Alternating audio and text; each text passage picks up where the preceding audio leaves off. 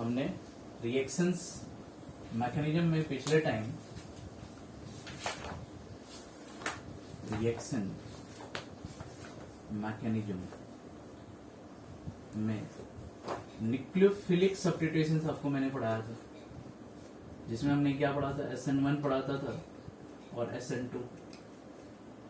और nucleophilic substitution में क्या बताया था, सो जो एलिफेटिक होता है, एलिफेटिक कंपाउंड, उसकी रिएक्टिविटी जो होती है न्यूक्लियोफिलिक सब्स्टिट्यूशन की क्रॉसपोलिंग वो हाई होती है। बट एरोमेटिक में क्या होता है, इसकी रिएक्टिविटी एरोमेटिक कंपाउंड में क्या होता है, लिस्ट होता है।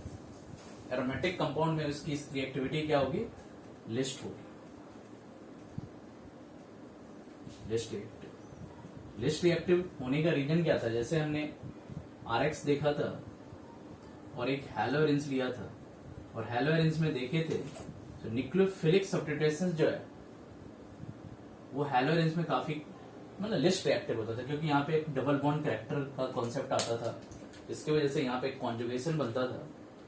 इस कॉन्जुगेशन को हम क्या बोलते थे, lone pair single double, lone pair single double, जिसके वजह से क्या होता, इसके अंदर डबल बॉन्ड कैरेक्टर आता था और न्यूक्लियोफिलिक सब्स्टिट्यूशन की कॉरस्पॉन्डिंग लिस्ट रिएक्टिव था। तो हमने एक अल्टरनेटिव वे निकाला था जिसको कहते थे concept of salt formation, the via of salt formation. वहां पे हमने सॉल्ट फॉर्मेशन के थ्रू न्यूक्लियोफिलिक सब्स्टिट्यूशन रिएक्शन करने का ट्राई किया था। ठीक है, अब इसी रिएक्शन मैकेनिज्म को कंटिन्यू करते हुए एक अदर रिएक्शन मैकेनिज्म पढ़ने वाले हैं, जिसका नाम होता है electrophilic substitution reactions. Electrophilic substitution reactions. अब इसमें वर्ड जो ऐड किए हैं aromatic. Electrophilic substitution reaction generally aliphatic के लिए तो ऑर्गेनिक में काफी रेयर ही है, यानी कि इलेक्ट्रोफिलिक सब्स्टिट्यूशन रिएक्शन एलिफेटिक के लिए काफी रेयर है, जनरली है भी नहीं, बहुत कम ही जगह पे हम इसको पढ़ते हैं। अपने सिलेबस में अगर बोर्ड की सिलेबस की बात करें या NET या JEE वगैरह की सिलेबस की बात करें तो वहां पे एलिफेटिक का जनरली उतनी ज्यादा इंपॉर्टेंस नहीं है।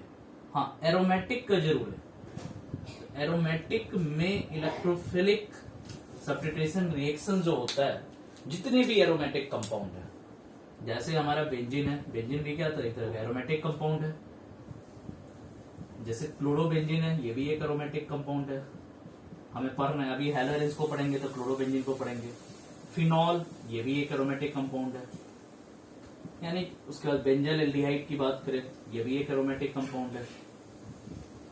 एनिलीन की बात करें, ये भी एक एरोमेटिक कंपाउंड। तो ये जब भी किसी भी एरोमेटिक कंपाउंड को हम स्टडी करेंगे तो वहां पे इलेक्ट्रोफिलिक एरोमेटिक सब्स्टिट्यूशन रिएक्शंस का जो है इंपॉर्टेंस रहेगा। इस इलेक्ट्रोफिलिक सब्स्टिट्यूशन रिएक्शन किस तरीके से, यानी कि कभी भी अगर एरोमेटिक कंपाउंड दिखे तो मैक्सिमम पॉसिबिलिटी होता है अगर कोई रिंग पे रिएक्शन हो रहा है, यानी कि अगर कभी रिंग पे कोई रिएक्शन हो रहा है तो कंफर्म बात है उसकी पॉसिबिलिटी यही होता है, उसमें इलेक्ट्रोफिलिक एरोमेटिक सब्स्टिट्यूशन रिएक्शन होगा।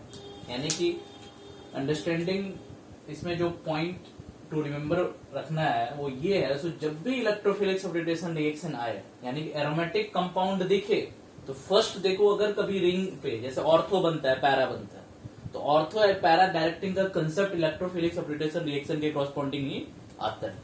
तो सबसे पहले ये याद रखना है, सो एरोमेटिक कंपाउंड में ही हम इलेक्ट्रोफिलिक सब्स्टिट्यूशन रिएक्शन देखने की कोशिश करेंगे। जहां भी हमें एरोमेटिक कंपाउंड दिखे वहां ही उसी पॉइंट पे हम इलेक्ट्रोफिलिक सब्स्टिट्यूशन रिएक्शन को रिलेट करेंगे। ठीक है, तो एक एलिफेटिक और एरोमेटिक का कंपैरेटिव एनालिसिस किया, इस पॉइंट को आप नोट डाउन कर लो, फिर हम स्टार्ट करते हैं इलेक्ट्रोफिलिक सब्स्टिट्यूशन। एक एक स्टेप देखते हैं इलेक्ट्रोफिलिक एरोमेटिक सब्स्टिट्यूशन को कैसे परफॉर्म करते हैं। तो सबसे पहले कंक्लूजन वाला पॉइंट यही है, इलेक्ट्रोफिलिक सब्स्टिट्यूशन रिएक्शन जब भी देखेंगे तो हम एरोमेटिक कंपाउंड के अंदर ही देखेंगे। तो एरोमेटिक कंपाउंड के अंदर जब भी हम इलेक्ट्रोफिलिक सब्स्टिट्यूशन रिएक्शन परफॉर्म करते हैं तो इलेक्ट्रोफिलिक सब्स्टिट्यूशन रिएक्शंस, और इसके ब्रैकेट में मैं लिख रहा हूं एरोमेटिक कंपाउंड के अंदर।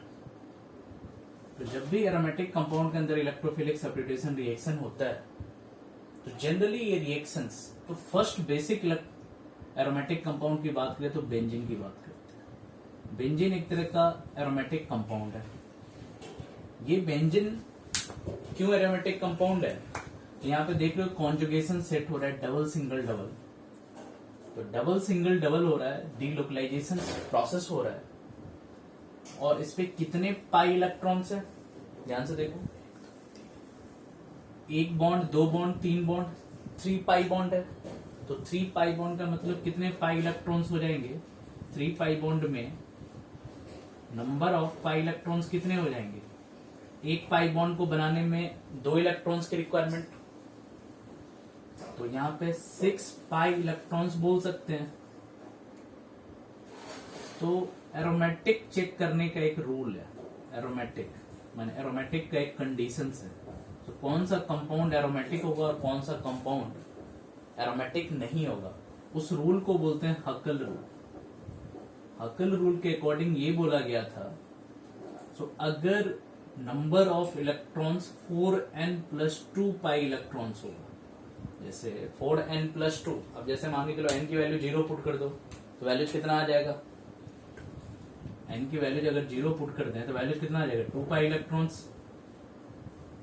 n की वैल्यू 1 पुट कर दो, कितना आ जाएगा? 6 पाई इलेक्ट्रॉन्स। तो देखो 6 पाई इलेक्ट्रॉन्स आ रहा है, मतलब ये एक कंडीशन को तो सेटिस्फाई कर रहा है। सेकेंड कंडीशन हकेल रूल में क्या था? सो एरोमेटिक होने का प्लेनर होना चाहिए, मॉलिक्यूल क्या होना चाहिए? प्लेनर।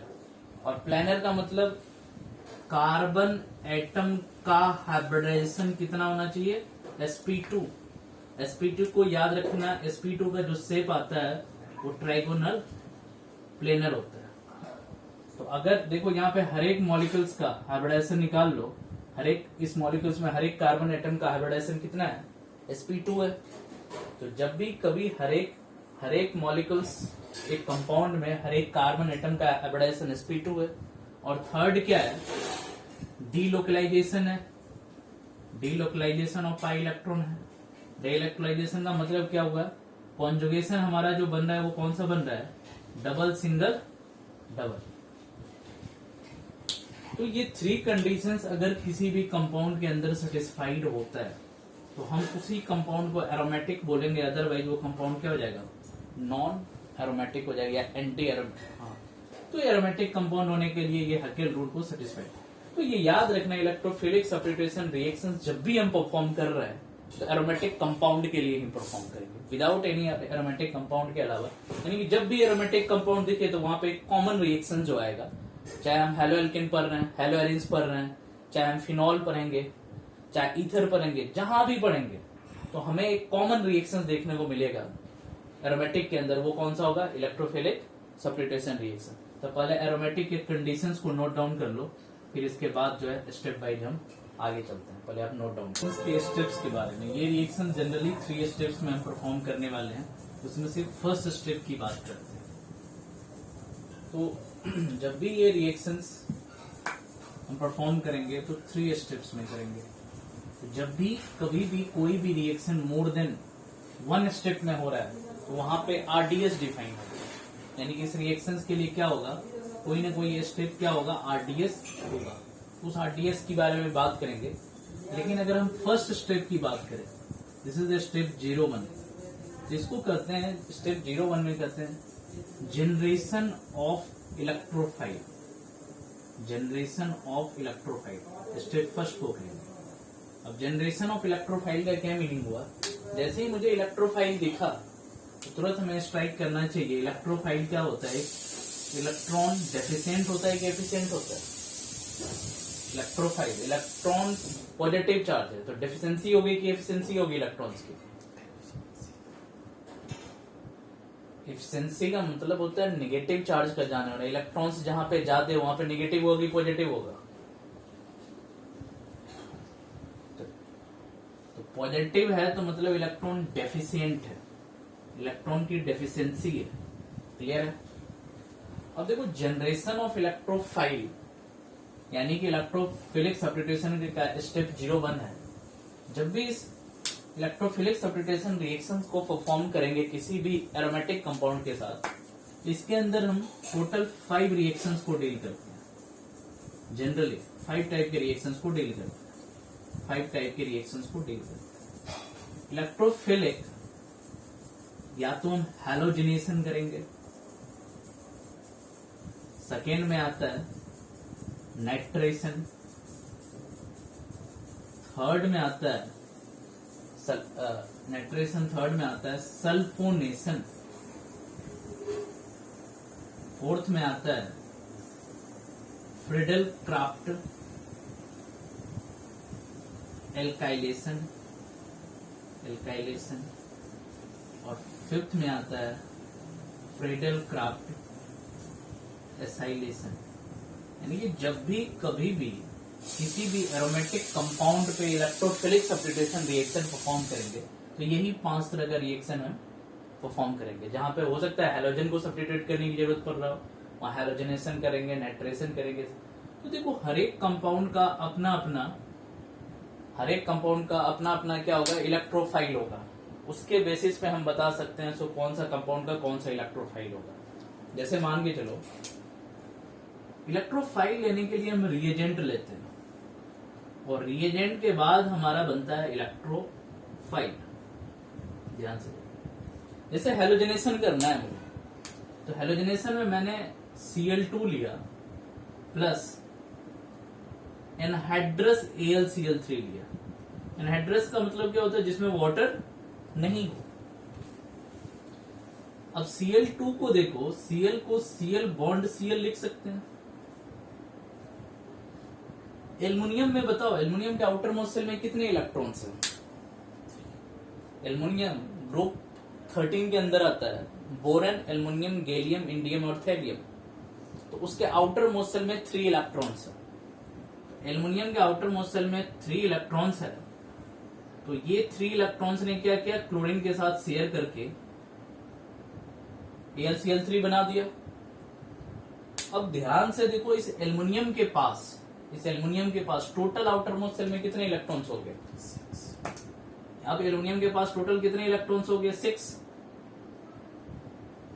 एल्युमिनियम के पास 3 और 3 उसने क्लोरीन के साथ शेयर किया, 6 इलेक्ट्रॉन्स हुआ। तो 6 इलेक्ट्रॉन्स के वजह से इस AlCl3 को हम क्या बोल सकते हैं? लुईस एसिड बोलेंगे या बेस बोलेंगे? बताओ।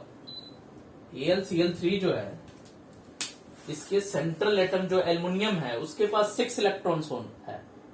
या तो हमें ऑक्टेट, हम चाहते हैं जो कोई भी एटम्स ऑक्टेट कंप्लीट कर ले, लेकिन इस एल्युमिनियम के पास 6 इलेक्ट्रॉन्स है।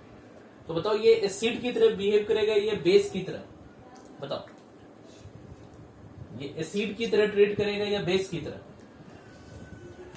ये एल्युमिनियम इलेक्ट्रॉन डेफिसिट, हाँ क्यों करेगा? हाँ बिल्कुल सही, एल्युमिनियम इलेक्ट्रॉन डेफिशिएंट है, तो जब भी डेफिशिएंसी होगा तो वो लुईस एसिड की तरह ट्रीट करेगा। ठीक है, अब ये क्या चाहेगा, क्लोरीन से इलेक्ट्रॉन्स को खींच ले। तो जैसे ही ये क्लोरीन से खींचेगा तो क्लोरीन ब्रेक होगा, यहाँ पे पॉजिटिव और यहाँ पे नेगेटिव क्रिएट करेगा। अब जैसे ही ब्रेक होगा तो ये क्या होगा, क्लोरीन पॉजिटिव और AlCl4 नेगेटिव में कन्वर्ट हो जाएगा। क्लियर है? Cl, और इसी Cl पॉजिटिव से हमें क्या मिल जाएगा, एक इलेक्ट्रोफाइल मिल जाएगा। तो जनरेशन ऑफ इलेक्ट्रोफाइल का मीनिंग क्या हुआ? तो जब भी हम जनरेट कर रहे हैं तो हमें कहीं ना कहीं किसकी रिक्वायरमेंट हो रहा है? एसिडिक मीडियम की रिक्वायरमेंट हो रहा है, कोई ना कोई लुईस एसिड की रिक्वायरमेंट हो रहा है। अब देखो AlCl3 की जगह पे कहीं कहीं FeCl3 भी यूज कर लेता है, कहीं कहीं आपको FeBr3 दे देगा। तो दोनों का सेम मीनिंग ही है, दोनों क्या है, लुईस एसिड ही है। तो ये फर्स्ट स्टेप में जो हेलोजनेशन है उसका मीनिंग यही है, तो वो Cl पॉजिटिव। सेकेंड नाइट्रेशन में हम क्या करते हैं, यहाँ पे यूज करते हैं कॉन्क HNO3, ठीक है, प्लस जैसे ही कॉन्क HNO3 डालते हैं तो यहाँ पे जो होता है, यहाँ पे जो हमारे पास आ जाता है वो NO2 पॉजिटिव आ जाता है, इलेक्ट्रोफाइल। उसी तरह सल्फोनेशन में क्या होता है, HNO3 प्लस H2SO4 का मीडियम लेते हैं। तो जैसे ही HNO3 प्लस H2SO4 का मीडियम लेते हैं तो यहां से मुझे SO3 इलेक्ट्रोफाइल जनरेट हो जाता है।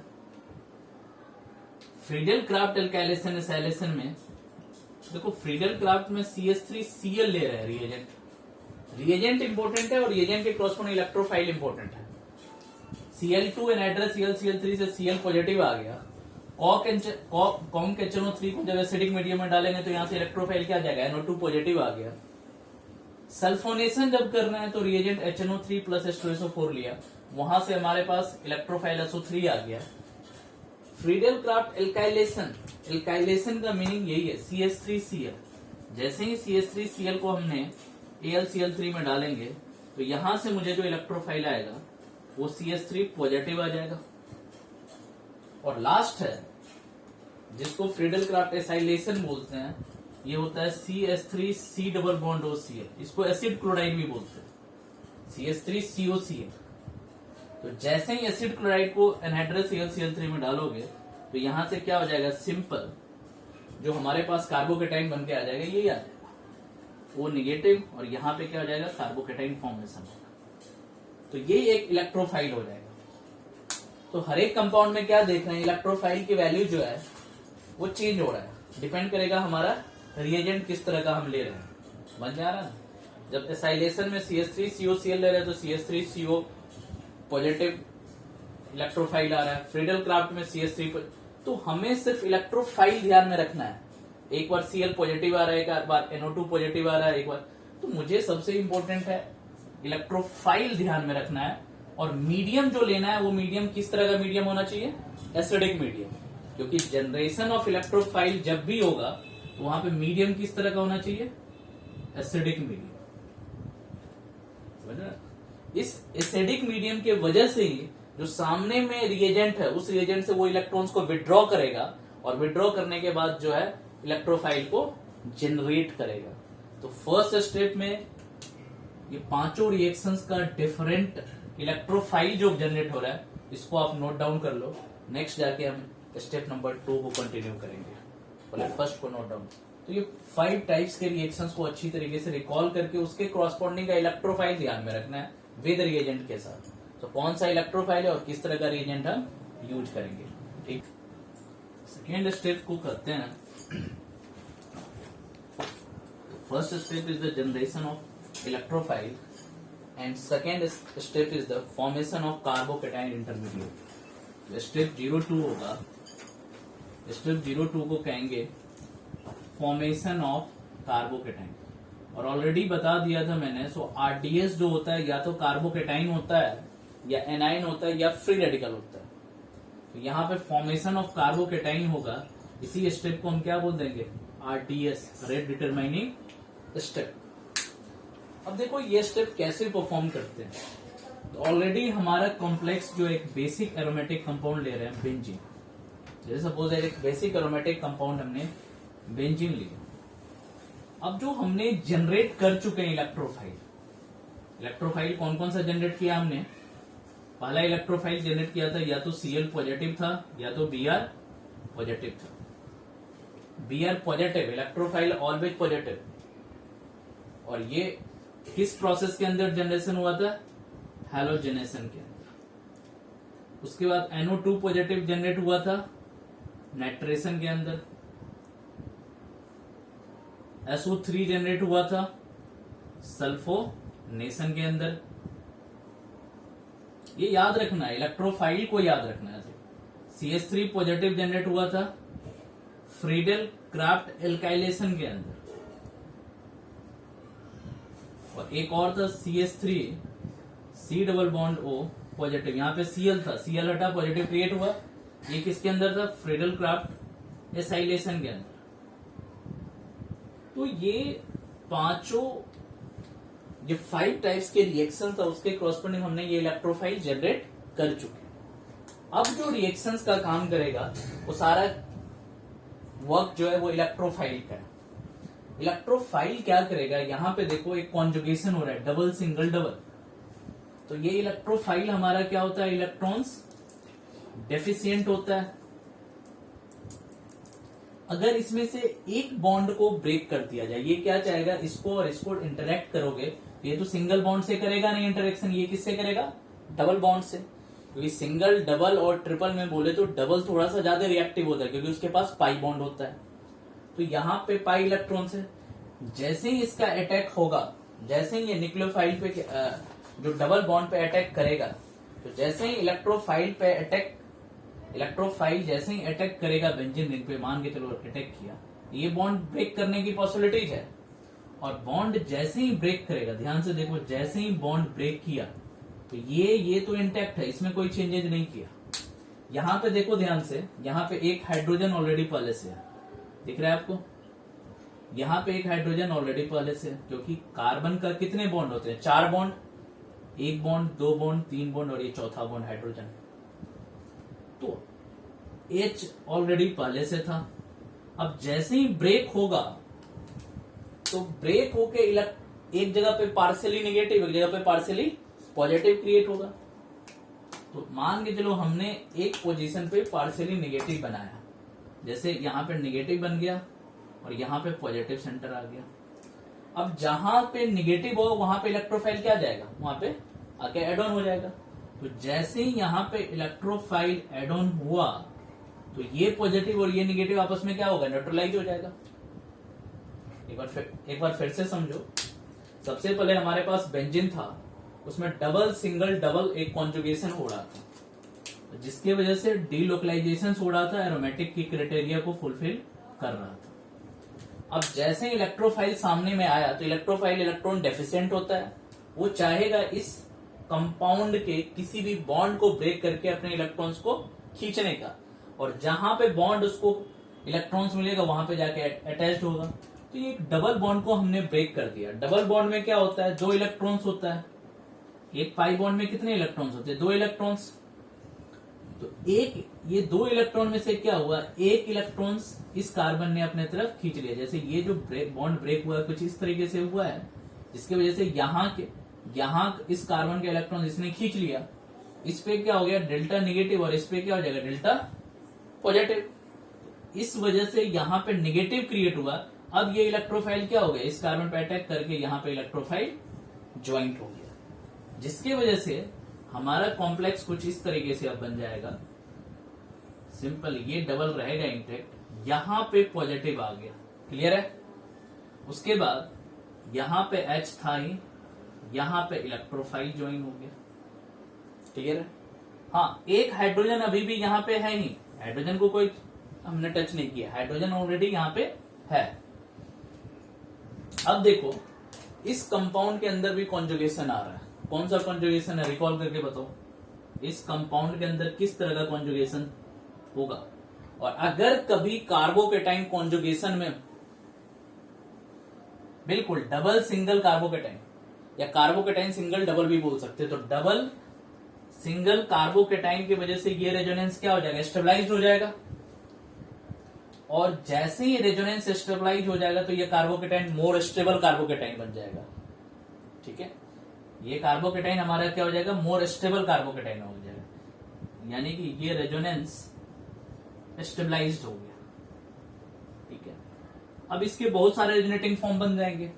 एक बार कार्बोकेटाइन यहां पे बना है तो दूसरी बार कार्बोकेटाइन हो सकता है यहां पे बन सकता है, तीसरी बार फिर से क्या होगा? यहां पे बन सकता है। इस तरीके से ये डीलोकलाइज करते रहेगा। क्लियर हो रहा है कि नहीं हो रहा है? अभी तो इधर का डबल बॉन्ड ब्रेक किया ना, अगर इधर का करते तो ऐसे बन जाता, फिर कार्बोकेटाइन, फिर इधर का डबल। इस तरीके से डीलोकलाइजेशन का प्रोसेस होता रहेगा। लेकिन हम क्या देख रहे हैं? डीलोकलाइजेशन हो रहा है अल्टरनेट जगह से। यहां से हुआ, फिर यहां से, यहां से हुआ, फिर यहां पे होगा, फिर यहां पे होगा। अल्टरनेट पोजीशन से डीलोकलाइजेशन फॉर्म हो रहा है। तो इसकी वजह से हमने कार्बोकेटाइन को फॉर्मेशन कर लिया, और यही फॉर्मेशन ऑफ कार्बोकेटाइन जो है वो हमारा क्या रहेगा? आरडीएस रहेगा। इसी कार्बोकेटाइन के फॉर्मेशन को हम क्या बोलेंगे? आरडीएस। यानी इसीलिए इस स्टेप को बोलते हैं रेट डिटरमाइनिंग स्टेप, क्योंकि इस स्टेप के अंदर क्या हो रहा है? Formation of carbocation. और फॉर्मेशन ऑफ कार्बोकेटाइन जो होगा वो सबसे स्लोएस्ट स्टेप होगा। स्लोएस्ट, काफी वेरी स्लोएस्ट से बनेगा। अभी धीरे धीरे कार्बोकेटाइन का फॉर्मेशन बनता है, और ड्यू टू स्लोएस्ट स्टेप, इसी रिएक्शन को, इस स्टेप को क्या बोलते हैं? Rate determining step. ये कार्बोकेटाइन का फॉर्मेशन जो होता है वो प्रोसेस वेरी स्लो होता है, काफी स्लो होता है।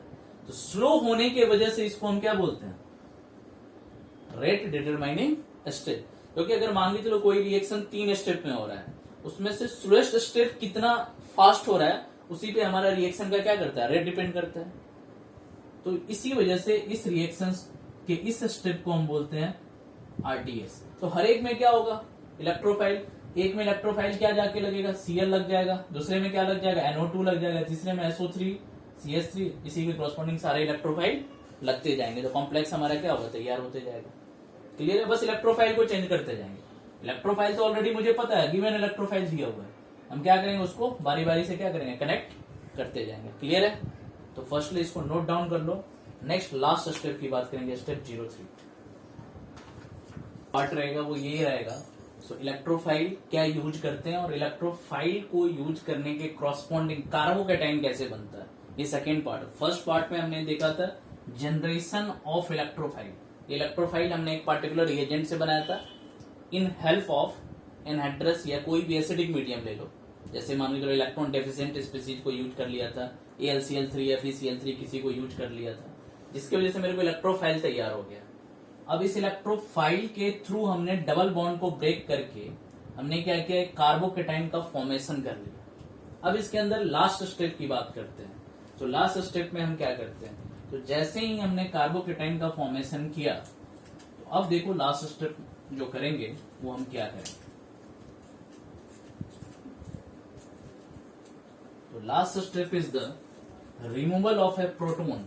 अब ये रिमूवल ऑफ ए प्रोटोन का क्या मीनिंग है, ये ध्यान से देखो। Step 03, this is the removal of proton, simple removal of proton. अब रिमूवल ऑफ प्रोटोन का क्या मीनिंग है, अभी जो हमारे पास कॉम्प्लेक्स आया, हमने बेंजीन के कॉरस्पॉन्डिंग बनाया था, बेंजीन के कॉरस्पॉन्डिंग जो कॉम्प्लेक्स आया वो इस तरीके से आया था, यहाँ पे कार्बोकैटायन बन गया, यहाँ पे इलेक्ट्रोफाइल था और यहाँ पे H था। जब भी इसी को हम कहते हैं एरिनियम आयन,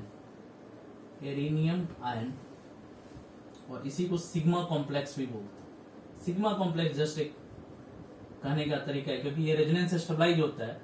कॉन्जुगेशन यहाँ पे हमारे पास आ गया, कार्बोकैटायन सिंगल डबल, इस तरीके से यहाँ पे आ गया, तो ये रेजोनेंस स्टेबलाइज्ड है, इसी को सिग्मा कॉम्प्लेक्स बोलते हैं। और एरेनियम आयन, यानी कि जब भी एरेनियम आयन बनेगा उसमें कॉन्जुगेशन होगा कार्बोकैटायन सिंगल डबल, ये कुछ इस तरीके से होगा, फिर यहाँ पे बनेगा, फिर इस तरीके से, कुछ इस तरीके से वो चलता रहेगा, फिर यहाँ पे बन जाएगा, फिर अगले स्टेप में फिर से यहाँ पे बन जाएगा। तो इस तरीके से कार्बोकैटायन बनता रहेगा हमारा। डिफरेंट स्टेप में डिफरेंट तरह का कार्बोकैटायन जो है प्रिपेयर हो सकता है।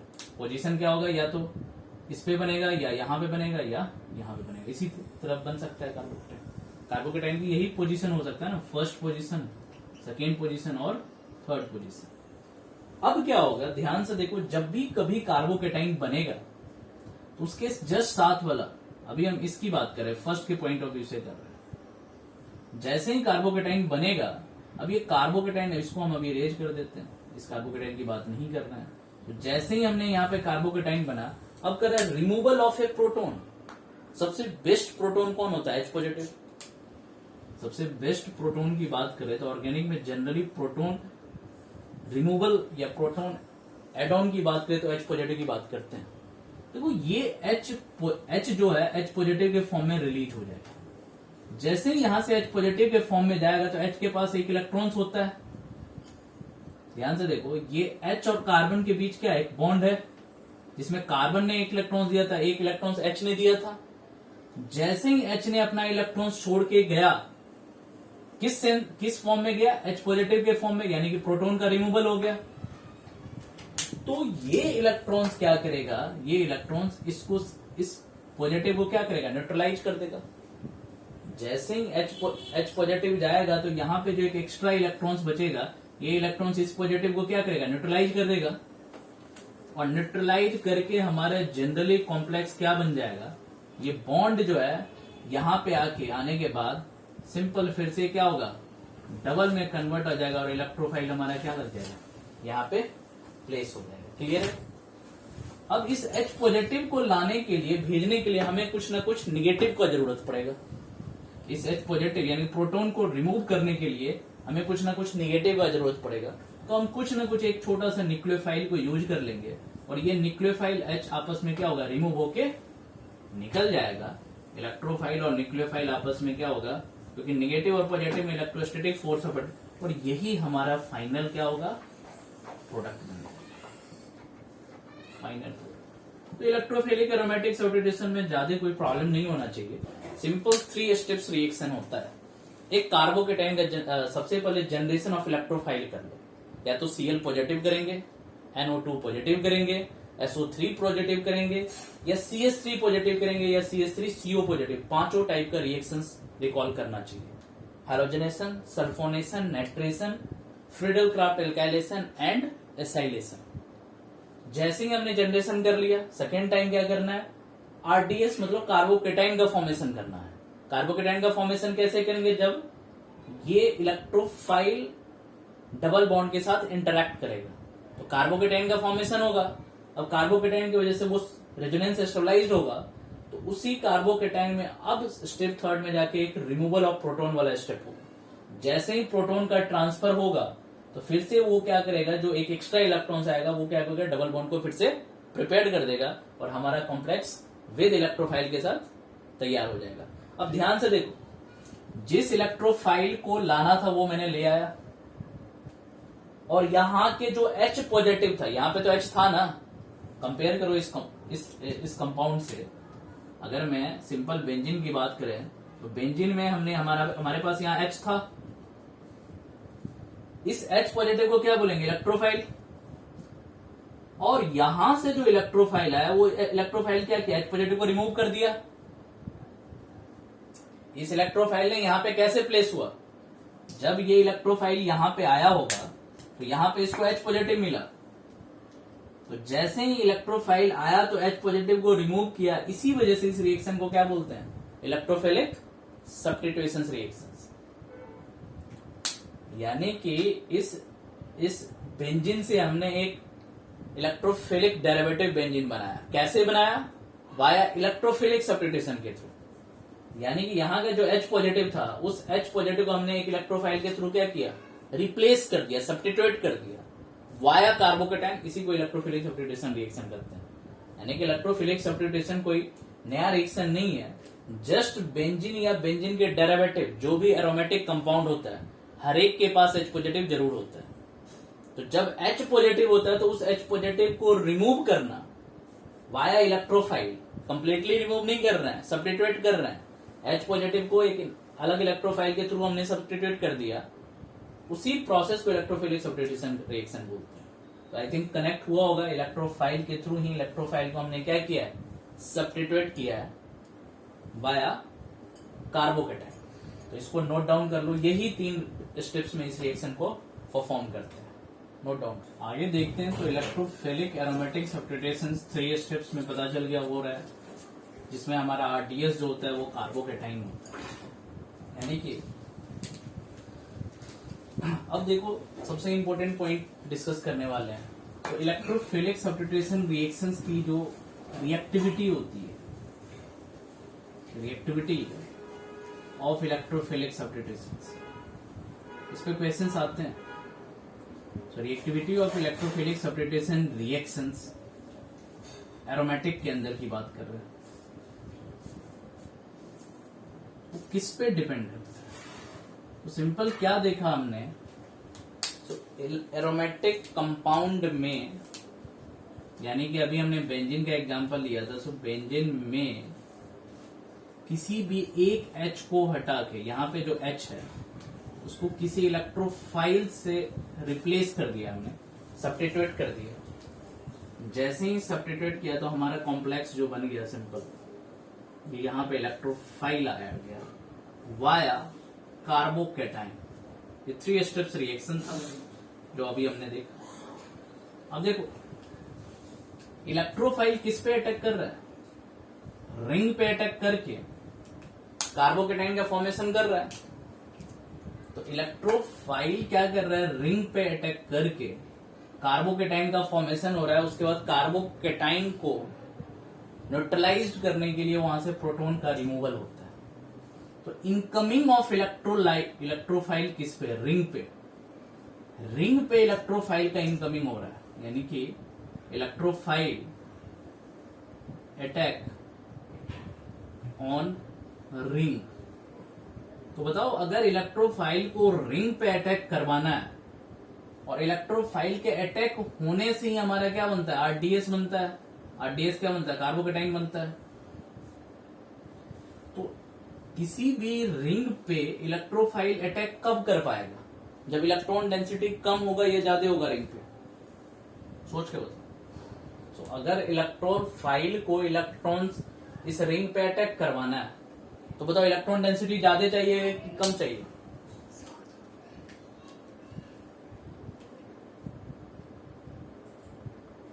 पॉजिटिव है तो निगेटिव ज्यादा चाहिए, तो पॉजिटिव है तो निगेटिव ज्यादा चाहिए, मतलब इलेक्ट्रॉन की डेंसिटी रिंग पे क्या होनी चाहिए, मोर होनी चाहिए, ज्यादा होनी चाहिए। यानी कि electrophilic substitution reaction directly proportional two electron density on क्या, रिंग। यानी कि किसी भी रिंग पे जितना ही इलेक्ट्रॉन डेंसिटी होगा उसकी इलेक्ट्रोफिलिक सब्स्टिट्यूशन रिएक्शन उतना ही अच्छा होगा। सिंपल, क्लियर है। अब देखो, ध्यान से देखो, इलेक्ट्रॉन डेंसिटी को कंट्रोल कौन कौन सा करता है, electron density controlled by electronic displacement effect. Electronic displacement effect, electronic displacement effect में दो पढ़ाया था, एक इंडक्टिव और सेकेंड क्या पढ़ाया था, रेजोनेंस। जनरली इलेक्ट्रॉन डेंसिटी कौन कंक्लूड करता है, या तो इंडक्टिव करेगा या रेजोनेंस। अच्छा, इंडक्टिव में भी दो पढ़ाया था, एक प्लस आई एक माइनस आई, और रेजोनेंस में भी दो पढ़ाया था, एक प्लस आर और एक माइनस आर। बताओ प्लस आई क्या होता है, प्लस आई किसको बोलते हैं, इलेक्ट्रॉन डोनेटिंग ग्रुप को। Electron donating group electron density को क्या करेगा, इंक्रीज करेगा। और माइनस आई किसको बोलेंगे, इलेक्ट्रॉन विड्रॉइंग ग्रुप को, इलेक्ट्रॉन डेंसिटी डिक्रीज करेगा। कैसे पहचानते हैं, आइडेंटिफाई कैसे करते हैं, सो कौन सा इलेक्ट्रॉन डोनेटिंग है, कौन सा विड्रॉइंग है। तो जितने एल्काइल होते हैं और एराइल ग्रुप होते हैं उसको हम क्या बोलते हैं, इलेक्ट्रॉन डोनेटिंग ग्रुप प्लस आई। और जितने फंक्शनल ग्रुप होते हैं, ऑल फंक्शनल ग्रुप, वो किस नेचर के होते हैं, माइनस आई के, वो खींचने का काम करते हैं। शॉर्टकट, इसको डायरेक्टली शॉर्टकट से याद रखेंगे। तो जितने एल्काइल और एराइल ग्रुप है वो हमेशा इलेक्ट्रॉन डेंसिटी को क्या करेगा, इंक्रीज करेगा, इसीलिए उसको इलेक्ट्रॉन डोनेटिंग ग्रुप। जैसे टॉलिन की बात करें, बेंजीन के ऊपर CH3 लगा दें, टॉलिन क्या करेगा, CH3 क्या करेगा, इलेक्ट्रॉन डेंसिटी को इंक्रीज करेगा। समझ में आ रहा है कि नहीं? लेकिन अगर बेंजीन के साथ हम अगर Cl की बात करें तो ये इलेक्ट्रॉन डेंसिटी को क्या करेगा, क्लोरोबेंजीन में Cl की वजह से इलेक्ट्रॉन डेंसिटी क्या होगी, रिंग पे डिक्रीज होगा। इंक्रीज कैसे होगा, क्लोरोबेंजीन में Cl क्या करेगा, इलेक्ट्रॉन्स को खींचेगा, डिक्रीज होगा, क्योंकि all functional group are electron withdrawing group nature. तो फंक्शनल ग्रुप में क्या होता है, Cl आता है, OH आता है, डिफरेंट टाइप का। क्लियर है। अच्छा, अब रेजोनेंस की बात करते हैं। प्लस आर का मतलब यहां भी वही रहेगा, प्लस आर मतलब जो इलेक्ट्रॉन डेंसिटी को क्या कर रहा है, बढ़ा रहा है, यानी कि इलेक्ट्रॉन डोनेटिंग ग्रुप। और माइनस आर का मतलब इलेक्ट्रॉन विड्रॉइंग ग्रुप। क्लियर है। देखो इसमें शॉर्टकट क्या याद रखना है, सो इलेक्ट्रॉन विड्रॉइंग ग्रुप या तो हम एल्डिहाइड को बोलेंगे, या कीटोन को बोलेंगे, या एसिड को बोलेंगे। और साथ में याद रखोगे नाइट्रो भी, साथ में याद रखोगे साइनाइड भी। ये सारे क्या हैं, इलेक्ट्रॉन विड्रॉइंग ग्रुप यानी कि माइनस आर है। इसको छोड़ के जितने हैं रेस्ट ऑफ जैसे माइनस OH हो गया, Cl हो गया, NH2 हो गया, ये सारे क्या है? Electron donating.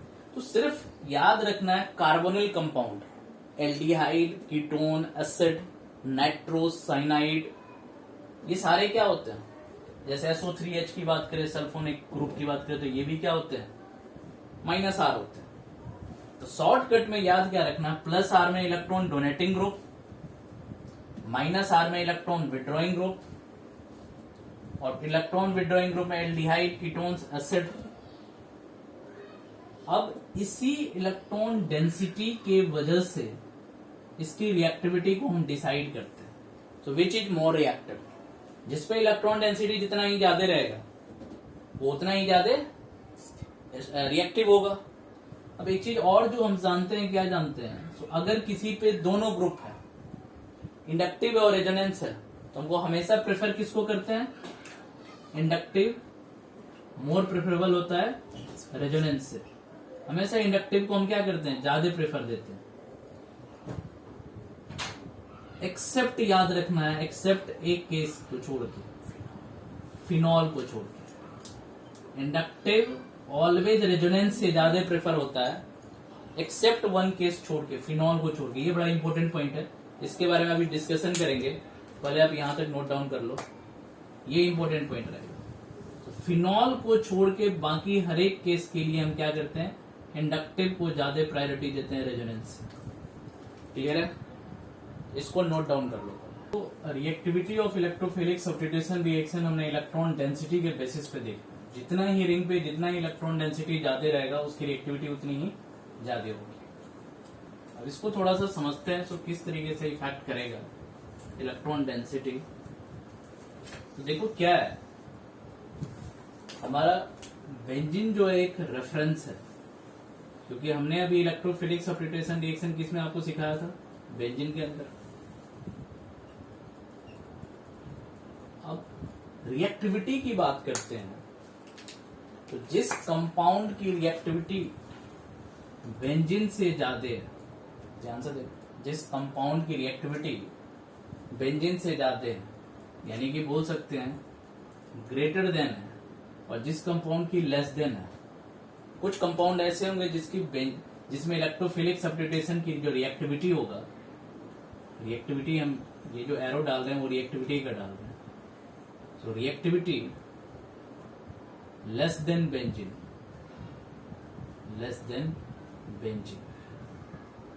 और कुछ कॉम्प्लेक्स होगा जिसमें रिएक्टिविटी क्या हो जाएगा? Reactivity greater than benzene,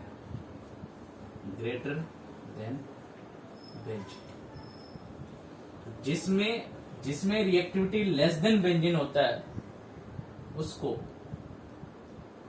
deactivating complex बोलते हैं, डीएक्टिवेटिंग कंपाउंड हो, डीएक्टिवेटिंग ग्रुप की वजह से। यानी कि उसपे कुछ ना कुछ प्लस आई या माइनस आई कुछ इस तरीके से होगा जिससे वो इलेक्ट्रॉन डेंसिटी को क्या कर रहा होगा? रिंग से खींच रहा होगा। यानी कि वहां पे या तो माइनस आई होगा या फिर क्या हो जाएगा? माइनस आर होगा।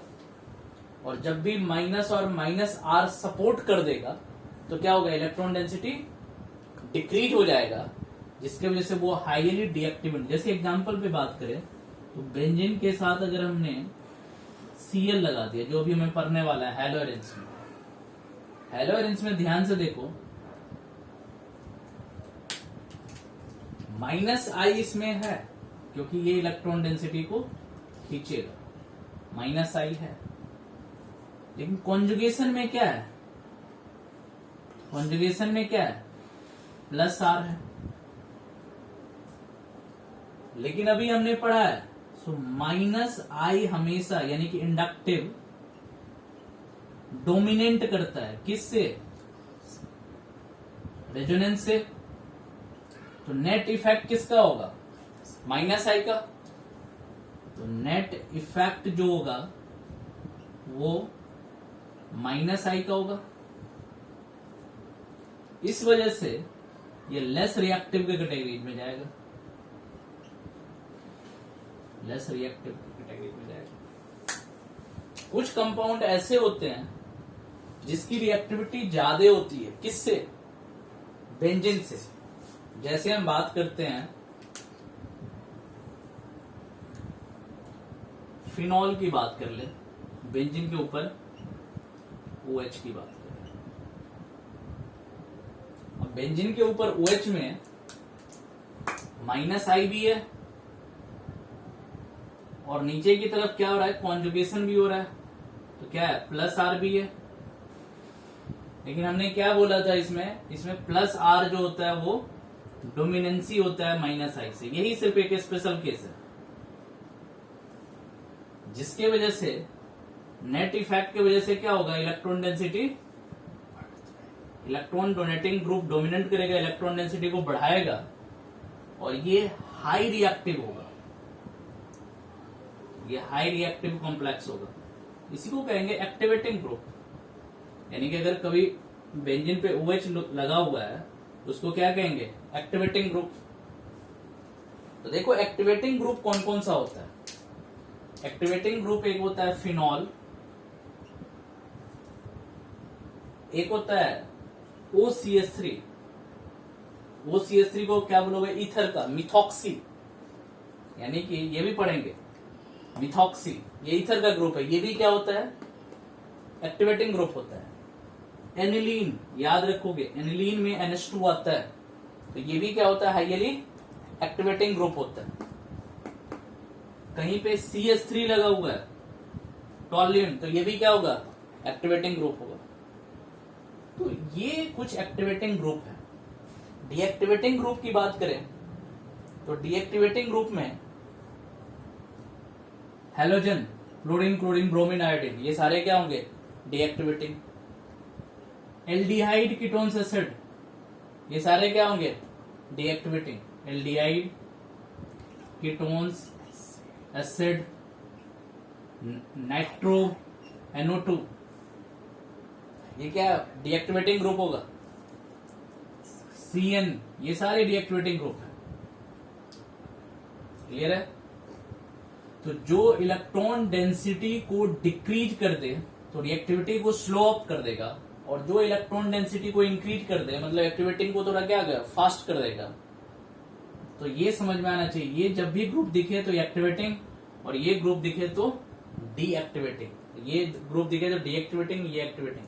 तो डीएक्टिवेटिंग और एक्टिवेटिंग को आप इजिली जो है बना लो, फिर जाके आगे इसमें देखते हैं।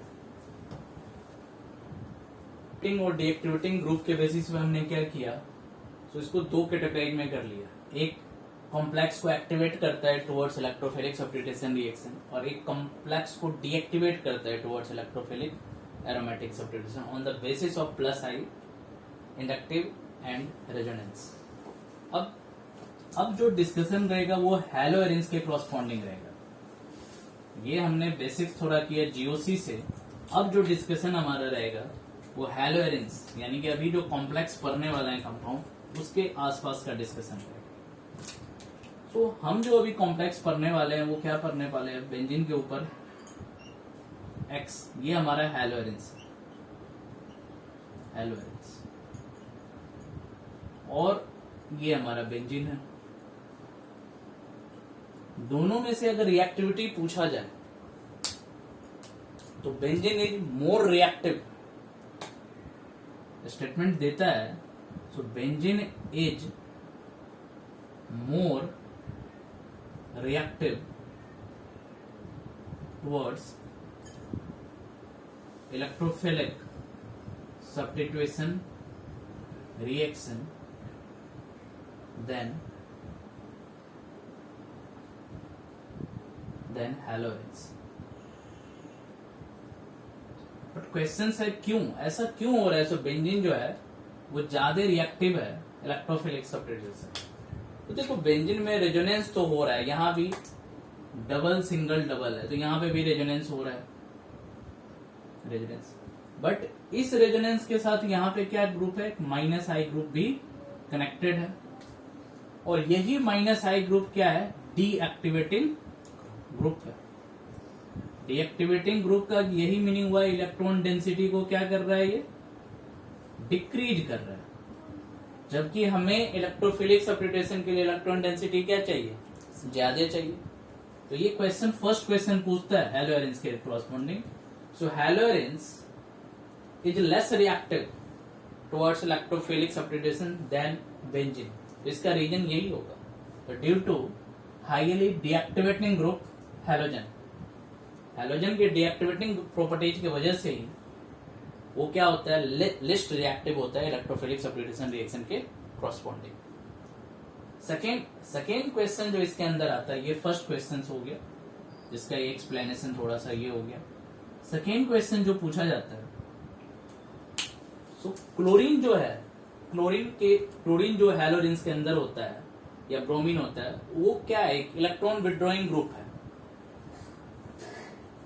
तो जब भी कभी बात करें ऑन द बेसिस ऑफ इसको कंसेप्ट वाइज पढ़ते हैं फिर जाके, on the basis of EWG and EDG, यानी कि electron withdrawing electron donating group के बेसिस पे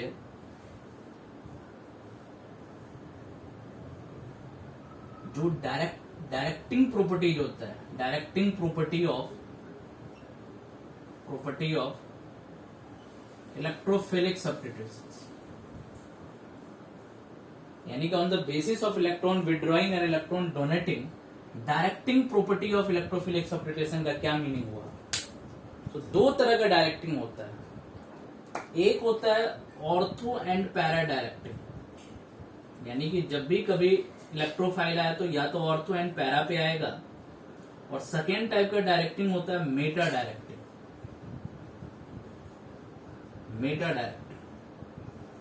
ये बड़ा इंपॉर्टेंट है। सो कैसे पता करेंगे, कैसे आइडेंटिफाई करेंगे, तो कोई कॉम्प्लेक्स ऑर्थो पैरा डायरेक्टिंग और कोई मेटा डायरेक्टिंग। जैसे सपोज दैट हम एक कॉम्प्लेक्स ले रहे हैं, बेंजीन के साथ क्लोरीन लगा दिया हमने, और इसके में जब रेजोनेंस करते हो तो पहला निगेटिव यहां पे आएगा। बताओ कैसे आएगा, लोन पेयर सिंगल डबल, जैसे ही लोन पेयर सिंगल डबल है तो हमारा conjugation lone pair single double हो गया। ये दोनों इलेक्ट्रॉन जैसे ही यहां पे शिफ्ट होगा, तो जैसे ही यहां पे शिफ्ट हुआ तो इस क्लोरीन का कोई लॉस नहीं हुआ, बट कार्बन को क्या हुआ, एक एक्स्ट्रा इलेक्ट्रॉन्स मिल गया, जिसके वजह से यहां पे डबल बॉन्ड क्रिएट हो जाएगा। यहां पे जैसे ही डबल बॉन्ड बनेगा तो कार्बन क्लोरीन का एक इलेक्ट्रॉन्स गया, यहां के कार्बन का डबल बॉन्ड बनने से ये कार्बन अनस्टेबलाइज हो जाएगा। देखो यहाँ पे 1 2 3 4 और एक ऑलरेडी 5वां बॉन्ड था, यहाँ पे डबल बनेगा तो 1 2 3 4 था, एक एक्स्ट्रा आ गया, 5 आ गया। इसकी वजह से क्या होता है, ये ब्रेक करता है। तो जैसे ही ब्रेक करेगा तो ब्रेक करके अपने साथ वाले कार्बन को एक निगेटिव देता है विद लोन पेयर। तो यहाँ पे क्या है, एक सिग्मा है, एक पाई है, तो यही पाई बॉन्ड का शिफ्ट हो जाता है सामने वाले कार्बन पे, तो यहाँ पे निगेटिव आ जाता है। तो देखो क्लोरीन के पॉइंट ऑफ व्यू से ये, अगर क्लोरीन को हम रेफरेंस मान लें तो इस पॉइंट को क्या बोलते हैं, ऑर्थो पोजीशन। सेकेंड टाइम देखो रेजोनेंस जब करोगे, सेकेंड टाइम जब फिर से रेजोनेंस होगा तो ये यहाँ पे आएगा और ये ब्रेक करके यहाँ पे जाएगा। देखो ये निगेटिव यहाँ पे आएगा तो डबल बॉन्ड ब्रेक होगा।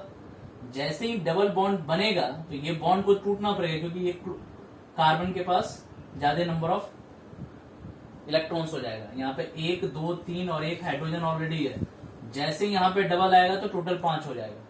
तो ये ब्रेक करके एक और रेजोनेटिंग फॉर्म बना लेगा।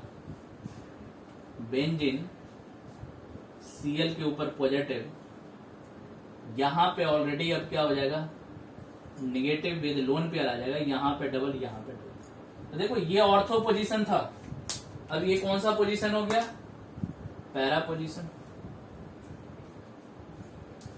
फिर से एक बार रेजोनेंस करेगा, तो जैसे ही एक बार फिर से रेजोनेंस करेगा तो इसके क्रॉसपोंडिंग डबल यहाँ पे फिर से ब्रेक हो जाएगा। तो एक और पोजीशन हम डीलोकलाइज कर सकते हैं, वो कुछ इस तरीके से पोजीशन हो जाएगा।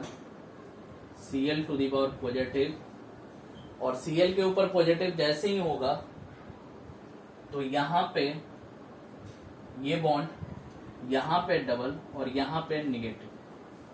तो यही तीन तरह का, ऑर्थो, पैरा और एक पोजीशन और क्या हो गया, ऑर्थो। तो देखो रेजोनेंस की वजह से ऑर्थो पे निगेटिव आ रहा है, पैरा पे निगेटिव आ रहा है, फिर से ऑर्थो पे निगेटिव आ रहा है। तो अब जो इलेक्ट्रोफाइल चाहेगा रिंग में आने का, वो इलेक्ट्रोफाइल किस किस पोजीशन पे आएगा बताओ। अब जो अगर मैं इसके साथ, हाँ, अगर इस इलेक्ट्रोफाइल को इसके साथ मैं कनेक्ट करना चाह रहा हूं तो किस किस पोजीशन पे, जहां पे इलेक्ट्रॉन डेंसिटी ज्यादा मिलेगा। देखो उसके पास, हाँ, उसके पास चॉइस यहां भी है, यहां भी है, यहां भी है, यहां भी है, यहां भी है, बट यहां नहीं है, यहां पे तो हाइड्रोजन है ही नहीं, तो यहां पे नहीं कर सकता। लेकिन 1 2 3 4 5 अटैकिंग साइट है जिसपे वो हाइड्रोजन को हटा के अटैच हो सकता है। लेकिन उसमें से भी वो 1 2 3 4 साइट्स को ही प्रेफर करेगा, यानी कि ऑर्थो एंड पैरा पोजीशन होगा।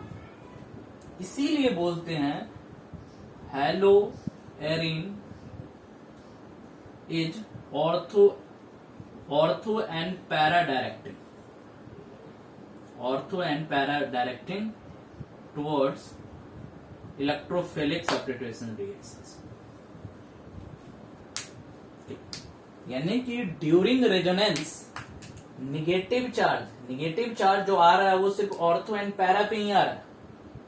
तो जहां पे निगेटिव चार्ज का क्रिएशन होगा वहीं पे ये पॉजिटिव चार्ज क्या करेगा, जाके अटैक करेगा। करने के लिए तो ये 5 अटैकिंग साइट है, लेकिन जहां पे उसको इलेक्ट्रॉन डेंसिटी ज्यादा मिलेगा वहीं पे जाके क्या करेगा, वो अटैच्ड हो जाएगा। इस वजह से हम बोलते हैं हेलो एरेंस जो होता है ऑर्थो एंड पैरा डायरेक्टिंग होता है। क्लियर है? आप इसको लिख लो, उसके बाद मेटा डायरेक्टिंग को मैं थोड़ा सा कंक्लूड करता हूं। देखो लास्ट एक मेटा डायरेक्टिंग को समझते हैं। मेटा डायरेक्टिंग कैसे हम एक्सप्लेन कर रहे हैं। तो ऑर्थो एंड पैरा डायरेक्टिंग को हमने देखा। सो फ्लोरोबेंजीन में पॉजिटिव निगेटिव जो क्रिएट होता है वो ऑर्थो एंड पैरा पे क्रिएट होता है, इस वजह से बोलते हैं hello arenes is ortho and para directing. अब देखो कार्बोनिल कंपाउंड जो होता है, कार्बोनिल कंपाउंड का मतलब जिसके अंदर -R ग्रुप होता है। -R ग्रुप ऑलरेडी बता चुका हूं, एल्डिहाइड, कीटोन, एसिड, NO2, या फिर बात करें CN, सबके अंदर क्या होता है, -R ग्रुप होता है। अब इसमें से कोई एक हम बनाते हैं, जैसे मान के चलो एल्डिहाइड बनाते हैं। तो एल्डिहाइड पे जब ग्रुप लगा होता है C डबल बॉन्ड OH, ध्यान से देखो इसको कैसे, इसमें रेजोनेंस अगर बात करें तो देखो कॉन्जुगेशन कौन सा होगा, लोन पेयर डबल सिंगल नहीं हो रहा है, इधर से देखो नीचे से आ रहा है डबल सिंगल डबल, तो ये इधर जाएगा, ये इधर आएगा। तो जैसे ही ये इधर जाएगा तो इस पे क्या क्रिएट होगा, पॉजिटिव, और जहां पे जा रहा है वहां पे क्या क्रिएट होगा, निगेटिव। लेकिन और पॉजिटिव कहां पे आ सकता है, यहां पे पॉजिटिव आएगा, और पॉजिटिव कहां पे आ सकता है, यहां पे आ जाएगा। तो ये जितने R ग्रुप में है उसमें हम -R ग्रुप में हमेशा पॉजिटिव कहां पे क्रिएट हो रहा है, -R ग्रुप में पॉजिटिव का जो क्रिएशन है वो ऑर्थो एंड पैरा पे हो रहा है। बट +R ग्रुप में ऑर्थो एंड पैरा पे क्या क्रिएट हो रहा है, निगेटिव क्रिएट हो रहा है।